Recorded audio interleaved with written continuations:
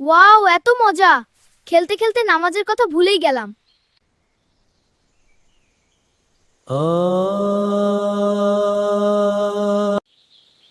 আল্লাহু আকবার, আল্লাহু আকবার। আরে একটু পরে যাব, এখন খেলি। রাফি, আজান হচ্ছে, চল নামাজ পড়তে যাই। আরে একটু পরে যাব, এখন খেলি। ঠিক তখন পাশ দিয়ে রাফির দাদু যাচ্ছিলেন।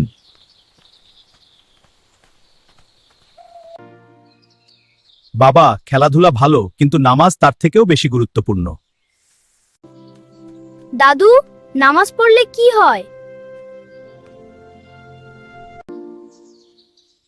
দাদু বলল, নামাজ পড়লে মন শান্ত থাকে, রিজিক নিয়ে চিন্তা থাকে না। সবাই তৈরি? চল মসজিদে নামাজ পড়তে যাই। হ্যাঁ রাফি, চল। হ্যাঁ, আল্লাহর ঘরে সবাই একসাথে।